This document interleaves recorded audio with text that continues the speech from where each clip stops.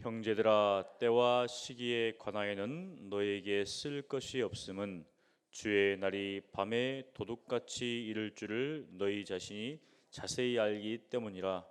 그들이 평안하다 안전하다 할 그때 임신한 여자에게 해산의 고통이 이름과 같이 멸망이 갑자기 그들에게 이르리니 결코 피하지 못하리라. 형제들아, 너희는 어둠에 있지 아니하매 그날이 도둑같이 너희에게 임하지 못하리니 너희는 다 빛의 아들이요 낮의 아들이라. 우리가 밤이나 어둠에 속하지 아니하나니 그러므로 우리는 다른 이들과 같이 자지 말고 오직 깨어 정신을 차릴지라. 자는 자들은 밤에 자고 취하는 자들은 밤에 취하되 우리는 낮에 속하였으니 정신을 차리고 믿음과 사랑의 호심경을 붙이고 구원의 소망의 투구를 쓰자. 하나님이 우리를 세우심은 노하심에 이르게 하심이 아니요 오직 우리 주 예수 그리스도로 말미암아 구원을 받게 하심이라. 예수께서 우리를 위하여 죽으사 우리로 하여금 깨어 있든지 자든지 자기와 함께 살게 하려 하셨느니라. 그러므로 피차 권면하고 서로 덕을 세우기를 너희가 하는 것 같이 하라. 형제들아, 우리가 너희에게 구하노니 너희 가운데서 수고하고 주 안에서 너희를 다스리며 권하는 자들을 너희가 알고 그들의 역사로 말미암아 사랑 안에서 가장 귀히 여기며 너희끼리 화목하라. 또 형제들아, 너희를 권면하노니 게으른 자들을 권계하며 마음이 약한 자들을 격려하고 힘이 없는 자들을 붙들어 주며 모든 사람에게 오래 참으라. 삼가 누가 누구에게든지 악으로 악을 갚지 말게 하고 서로 대하든지 모든 사람을 대하든지 항상 선을 따르라. 항상 기뻐하라. 쉬지 말고 기도하라. 범사에 감사하라. 이것이 그리스도 예수 안에서 너희를 향하신 하나님의 뜻이니라. 성령을 소멸하지 말며 예언을 멸시하지 말고 범사에 헤아려 좋은 것을 취하고 악은 어떤 모양이라도 버리라.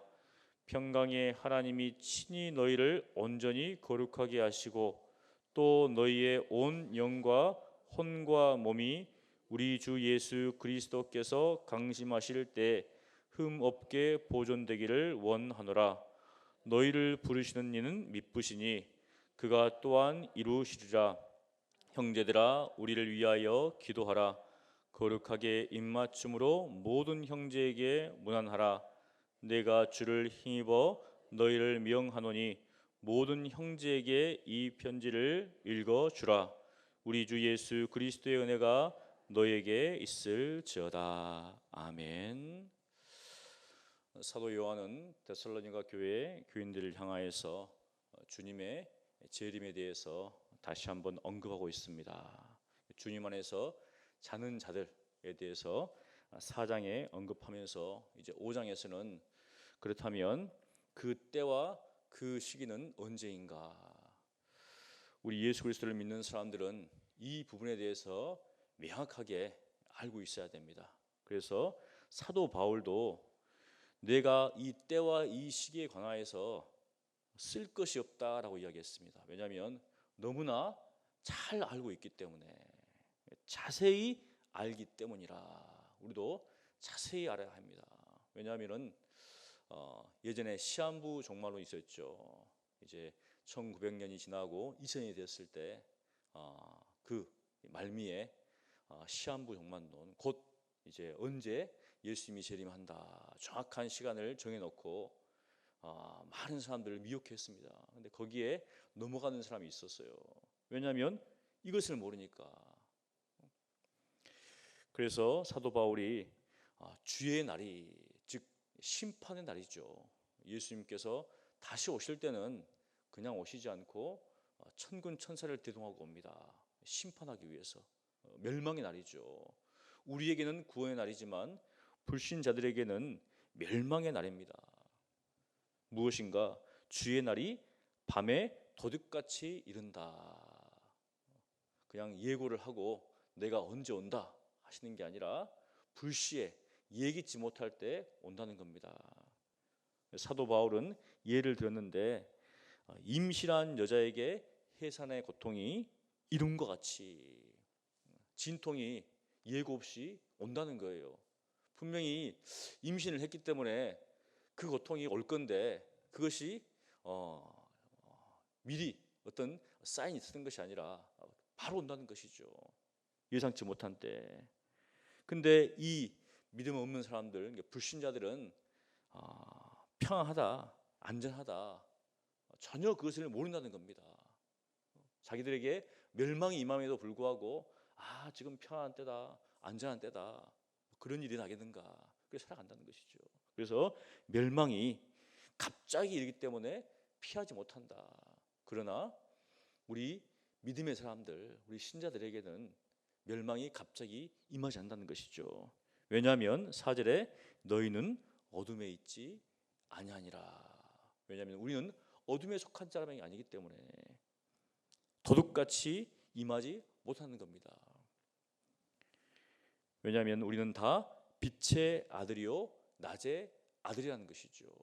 빛에 속해 있고 그리고 우리는 낮의 아들이기 때문에 바로 밤이나 어둠에 속하지 않다. 그래서 6절 그러므로 우리는 다른 이들과 같이, 다른 이들이 누굽니까? 불신자들이죠. 그들과 같이 자지 말고, 문자적으로 해석하면 정말 자지 말라고 하는 건가? 그건 아니죠. 무엇인가? 우리가 깨어 있으라는 겁니다. 정신을 차리라는 겁니다. 주님께서 곧 오시기 때문에 정신을 차리고 깨어서 준비하라는 것이죠. 예수님께서 오실 것을 기다리면서 살아가라는 겁니다. 그래서 이야기를 하기를 자는 자들은 밤에 자고 취하는 자들은 밤에 취한다. 맞죠? 우리는 밤에 잡니다. 그리고 취한 자들은 밤에 취하죠. 그런데 사실은 지금 시대에 보면 밤이나 낮이나 너무 이렇게 화나니까 밤에 낮에 젊은 사람들은 밤에는 안 자고 낮에 자죠. 오전에 잡니다. 그런 시대예요. 무엇인가 문자적으로 그대로 보는 게 아니라 지금 그렇다는 겁니다. 주님께서 오신다고 하심에도 불구하고 이 불신자들은 전혀 그런 것들을 생각하지 않고 자기가 원하는 대로 살아간다는 겁니다. 결국은 다 어둠에 속해 있죠. 알 수 없다는 겁니다. 그렇다면 그래서 8절에 우리가 낮에 속하였으니 정신을 차리고 세 가지를 이야기합니다. 믿음과 사랑의 호심경, 예전에는 흉배라고 했죠. 흉배. 그리고 구원의 소망의 투구를 쓰자. 고린도전서 13장 13절에 믿음과 소망과 사랑이죠. 믿음과 소망과 사랑. 결국은 우리 신자에 있어서 가장 있어야 될 것 세 가지가 바로 믿음과 사랑과 소망입니다. 왜냐하면은 우리 믿음의 사람들은 항상 이 세 가지를 가지고 살아야 되겠죠. 또 우리가 빛의 자녀고 그리고 우리가 하나님의 자녀로서 어떠한 삶을 드릴 것인가. 에베소서 5장 말씀에도 보면 5장 8절과 9절에도 빛의 자녀이기 때문에 빛의 열매를 맺으라는 겁니다. 모든 착함과 의로움과 선한 행실 이런 것들이 우리의 삶 가운데 드려야 한다는 것이죠. 결국은 그 모든 것들이 믿음과 사랑과 소망 가운데 다 포함돼서 이제 밖으로 들어가는 것이죠. 우리에게 믿음이 있는가? 우리에게 사랑이 있는가? 우리에게 소망이 있는가? 그렇다면 어떻습니까? 이 땅을 살아갈 때 나의 것을 추구하고 나의 것을 얻으려고 하고 뭔가 나의 것들을 쌓으려고 하는 그런 삶이 아니라 하나님이 기뻐하시는 하나님께 합당한 그러한 삶을 살기를 원하기 때문에 실질적으로 삶 속에서 그런 빛의 열매들이 드러난다는 겁니다. 바로 그것을 이야기를 하고 있습니다. 그런데 왜 그렇게 해야 되는가? 바로 그 이유가 9절에 나옵니다. 우리 함께 읽습니다. 하나님이 우리를 세우심은 노하심에 이르게 하심이 아니요 오직 우리 주 예수 그리스도로 말미암아 구원을 받게 하심이라. 이렇게 우리가 깨어서 정신을 차리고 주님께서 오실 것을 기다리며 살아가는 하나님 자녀로서의 삶은 바로 하나님께서 우리를 그렇게 세우셨기 때문입니다. 우리를 노하심에 멸망에 처한 자가 아니라 주 예수 그리스도로 말미암아서 우리를 구원하기 위해서 구원받은 자이기 때문에 하나님께서 이렇게 하셨다는 것이죠. 결국 구원은 우리에게 있는 게 아니라 전적인 하나님의 은혜이죠. 즉 하나님께서 우리를 구원받은 하나님의 백성으로 세우셨기 때문에 우리가 마땅히 이러한 삶을 살아야 한다는 겁니다. 그러면서 굉장히 중요한 말씀을 합니다. 10절에 예수께서 우리를 위하여 죽으사. 예수님께서 우리를 위해서 죽으셨는데 왜 죽으셨는가? 당연히 우리의 죄를 짊어지시고 죽으셨습니다. 그런데 사도 바울은 이 데살로니가 교인들이 향하여서 이렇게 이야기합니다. 우리로 하여금 깨어 있든지, 우리가 눈을 뜨고 살아가는 것이죠. 우리가 생명이 있든지 아니면 자든지.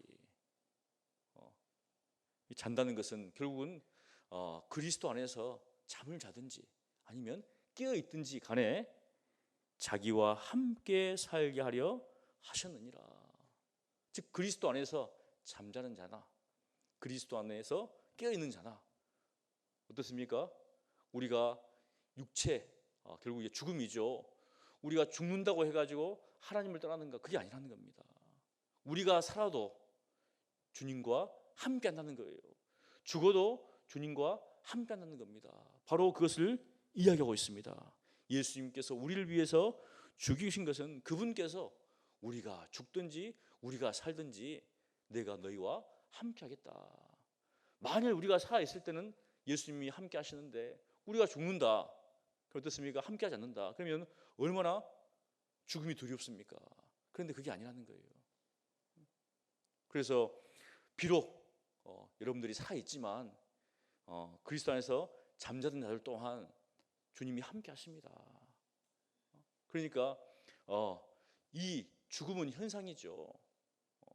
우리가 죽은 자와는 말할 수 없지만 예수님은 그렇지 않다는 겁니다. 그러므로 피차 고민하십시오. 피차 위로하십시오. 그리고 서로 더욱 덕을 세우기를 너희가 하는 것 같이 하십시오. 우리가 영적으로 바로 어떻습니까? 성장하면서 믿음 안에서 살아갈 때 서로를 세워달라는 겁니다. 사실 이 시기, 즉 데살로니 교회의 어떤 모습과 지금 현재 우리 살아가는 모습은 다릅니다. 다를 수밖에 없죠. 그런데 그 가운데 정말 모든 성도들이 주님의 오심을 기다리면서 어떻게 살 것인가, 또 주님의 그 죽으심은 어떤 의미가 있는가, 그리고 정말 그런 상황 가운데서 우리 성도들끼리 어떠한 모습을 보일 것인가, 바로 그 이야기를 하고 있습니다. 사랑하는 성도 여러분, 우리는 주님의 오심을 정확히 알고 그것을 하루하루 기다리며 사는 삶이죠. 그것이 단지 내 개인적인 삶으로 끝나는 것이 아니라 바로 형제와 함께 자매와 함께 정말 그것을 이루어가는 삶이 우리 신자들의 삶입니다. 그러면서 사도 바울은 몇 가지를 구하고 또 권면하고 요청합니다. 12절과 13절에 보면 이제 그들을 향하여서 요청합니다. 너희 가운데서 수고하고 주 안에서 너희를 다스리며 구원하는 자들을 너희가 알고, 무엇인가? 주의 몸된 교회를 위해서 힘쓰는 사역자들을 너희들이 좀 알아주라는 겁니다. 그들에 대해서 무엇인가? 사실은 이제 주의를 정말 열심히 하시는 분들도 있습니다. 그런데 또 그렇지 않은 사람들도 있어요. 맞잖아요. 사역자라고 다 똑같은 사역자는 아니잖아요. 하나님께서 맡기셨는데 어떤 사람은 정말 열심히 하시는 분이 있어요.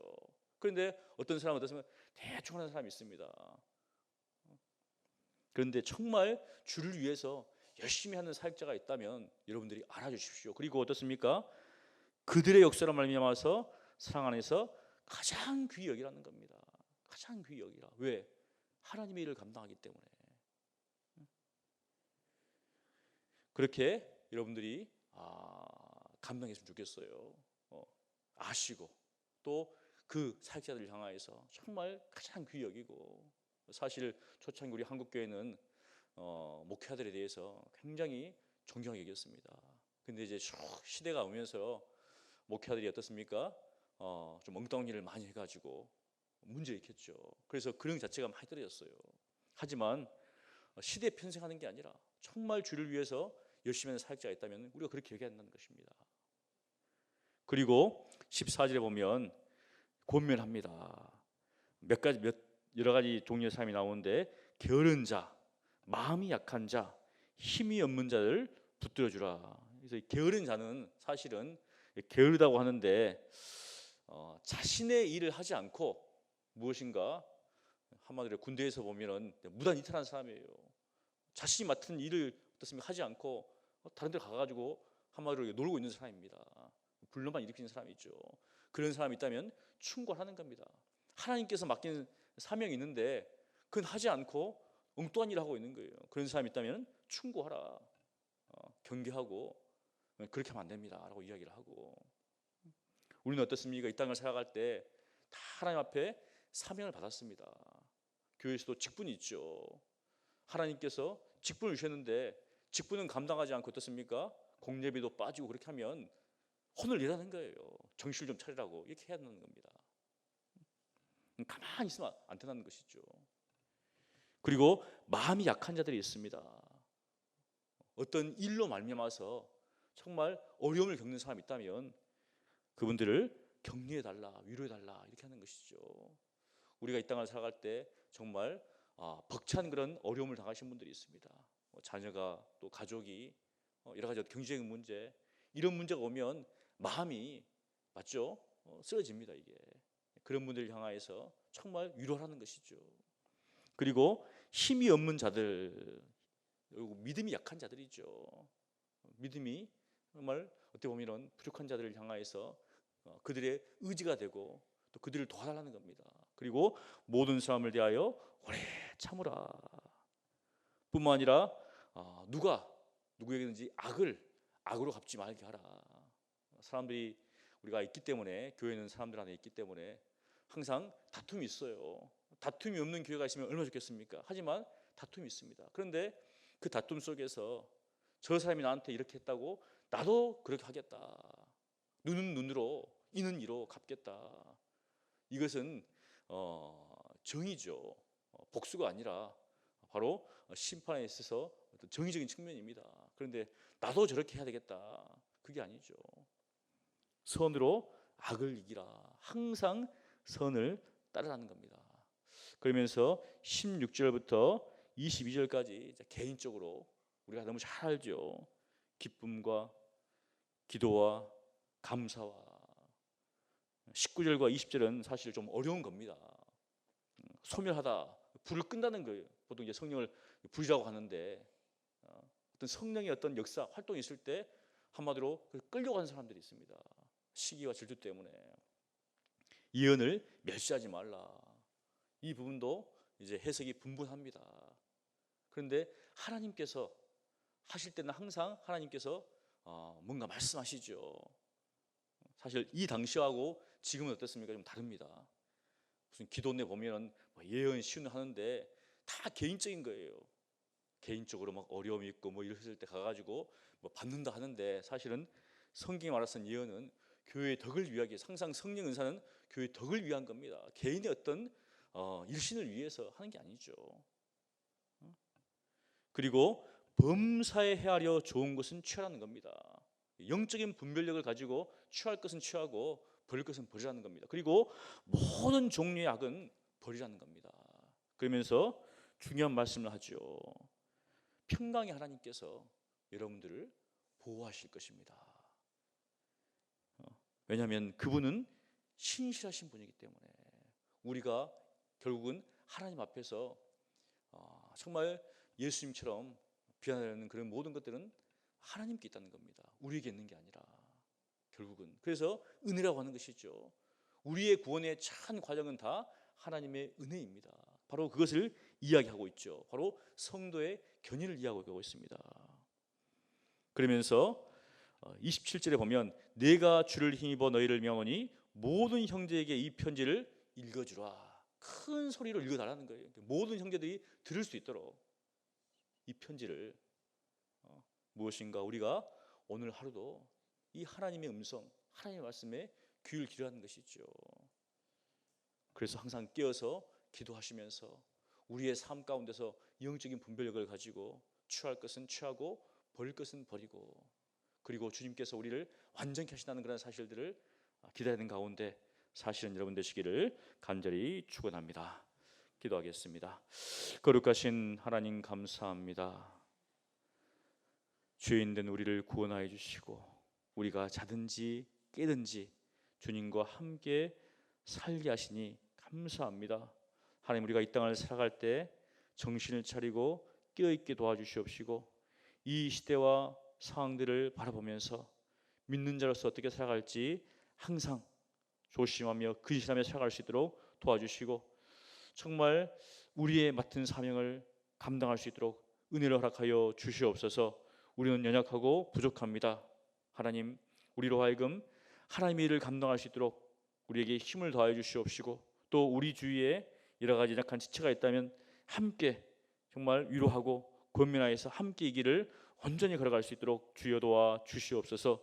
진정 우리 온 성도들이 주님의 다시 오심을 기다리며 믿음과 소망과 사랑 가운데 살게 도와주시옵시고 정말 함께 이 길을 완주할 수 있도록 주여 역사하여 주시옵소서. 하나님이 도우시고 은혜 주실 것을 믿고 감사하며 예수님 이름으로 기도합니다.